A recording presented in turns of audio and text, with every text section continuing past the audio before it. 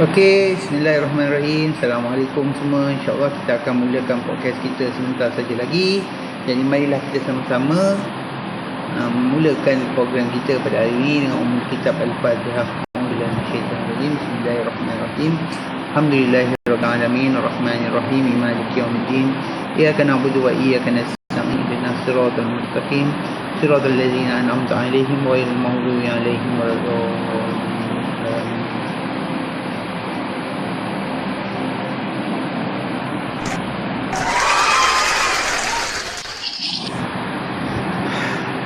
Baik, bismillahirrahmanirrahim. Alhamdulillahirabbil alamin wassalatu wassalamu ala asyrafil anbiya'i wal mursalin sayyidina wa maulana Muhammad wa ala alihi wa sahbihi ajma'in. Qalu subhanaka la ilma lana illa ma 'allamtana innaka antal alimul hakim. Rabbi shrah li sadri wa yassir li amri wa hlul 'uqdatam min lisani yafqahu qawli, amma ba'du. Alhamdulillah, syukur kita kehadirat Ilahi, kehadirat Allah Subhanahu wa taala yang diberikan keizinannya untuk kita sama-sama berpodcast pada hari ini.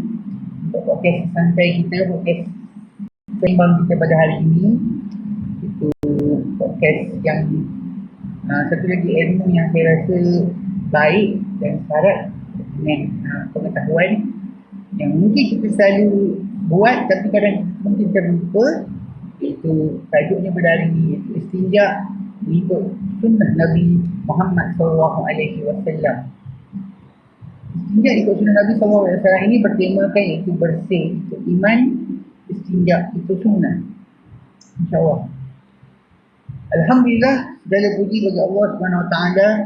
Selawat dan salam ke atas junjungan kita yang mulia Nabi Muhammad SAW, para ahli keluarga baginda, sahabat-sahabat Nabi yang mulia, dan pada seluruh umat Islam, sama ada yang masih hidup ataupun yang telah meninggal dunia. Pada hari ini kita akan berbincang atau bersembang-sembang, orang Perak kata berlabun-labun, tentang satu tajuk yang mungkin ramai orang rasa malu nak bincang. Tapi sebenarnya benda ni sangat-sangatlah penting. Tajuknya ialah istinja mengikut cara Nabi SAW. Tuan-tuan, puan-puan, hadirin-hadirat, mika-mika, yuk-yuk sekalian. Ramai orang hari ini belajar solat. Mereka juga belajar nak berpuasa. Tapi tentang bab istinja, dibuat sekadar yang mampu sahaja. Allah kadar. Sedangkan kalau istinja itu dibuat dengan sempurna, walaupun istinja itu dibuat tidak sempurna, najis itu masih ada. Maka solat pun boleh menjadi tidak sah. Jadi pada hari ini kita santai-santai sahaja. Kita bincang-bincang sikit sebanyak tentang cara bagaimana Nabi SAW mengajarkan kita untuk mengajarkan kita tentang kebersihan. Itu untuk menjaga kebersihan kita. Baik. Kenapa Islam sangat menitik beratkan kebersihan? Allah SWT telah berfirman dalam surah Al-Baqarah ayat yang kedua dan kedua yang bermaksud sesungguhnya Allah mengasihi orang-orang yang bertaubat, yang orang-orang yang menyucikan dirinya. Islam itu bukan sekadar agama ibadah. Malah Islam juga mengajarkan kita tentang beberapa kebersihan yang penting. Pertama tentang kebersihan badan, kedua tentang kebersihan pakaian, ketiga tentang kebersihan hati, dan keempat adalah kebersihan tempat. Rasulullah SAW pernah beriwayatkan satu hadis yang diriwayatkan dari riwayat Imam Muslim yang bermaksud Nabi bersabda kebersihan itu sebahagian daripada iman. An-nadhafatu minal iman. Sebab itu tandas pun ada adabnya. Masuk ke tandas, kita berdoa. Keluar dari tandas, kita berdoa. Hendak membuang air pun juga ada sunnahnya yang tersendiri. Dan ini menunjukkan bahawa Islam itu merupakan satu agama yang sangat mementingkan ketelitian. Baik, apakah yang dimaksudkan dengan perkataan istinja? Istinja itu adalah membersihkan tempat di mana keluarnya najis, terus kita membuang air kecil ataupun air besar hingga hilang najis tersebut.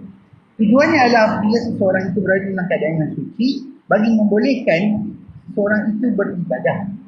Dan Rasulullah SAW adalah antara insan yang paling menjaga kebersihan dirinya. Bagi dia tidak pernah memandang remeh tentang perkara ini. Jadi kita lihat bagaimana caranya Nabi beristinja mengikut sunnah Nabi SAW. Pertama, untuk kita beristinja, pertama sekali kita menggunakan tangan kiri. Hadis sahih menyebutkan Nabi SAW menggunakan tangan kiri ketika membersihkan diri daripada najis. Tangan kanan boleh digunakan untuk makan, berjabat tangan dan juga perkara-perkara yang mulia. Yang kedua, kita gunakan air. Air adalah cara yang paling sempurna. Jika tidak ada air, bolehlah kita menggunakan benda-benda yang kesat tetapi suci, seperti batu dan juga tisu, sehingga hilang najis itu. Lepas itu, jika ada air, lebih baik untuk kita basuh semula tempat di mana keluarnya najis tersebut. Pastikan najis itu benar-benar hilang. Jangan sekadar lalu air sekali, pastikan tiada kesan najis yang jelas. Yang keempat, jangan kita membazir air. Nabi SAW sangat berkhidmat walaupun ketika menggunakan air. Jangan buka paip air seluas-luasnya tanpa ada keperluan, kerana Nabi sangat-sangat mementingkan, Nabi sangat anti kepada pembaziran. Dan Nabi pernah menyatakan bahawa pembaziran itu sahabat syaitan. Malah ketika Nabi pernah menegur Sa'ad bin Abi Waqqas yang berwuduk dengan menyatakan, apakah pembaziran itu wahai? Kenapa tak ada pembaziran ini wahai Sa'ad? Dan Sa'ad bertanya, adakah pembaziran ini wahai Rasulullah? Ya, pada air yang mengalir Rasulullah SAW. Dan kita lihat juga antara kesilapan yang berlaku ketika kita beristinja, antaranya kita lihat terlalu tergesa-gesa. Tidak ada pembasuhan yang sempurna, tidak memeriksa jika masih lagi ada najis, menggunakan tangan kanan. Itu teruklah, kita ni biasa dah guna kiri kan, so kita gunakan tangan kiri. Yang pastikan pakaian yang dia akan pakai itu terkena percikan air kencing. Nabi SAW pernah bersabda dan mengingatkan bahawa azab kubur terjadi kerana seseorang itu tidak menjaga diri daripada percikan air kencing. Ini diriwayatkan oleh Al-Bukhari dan Muslim. Baik.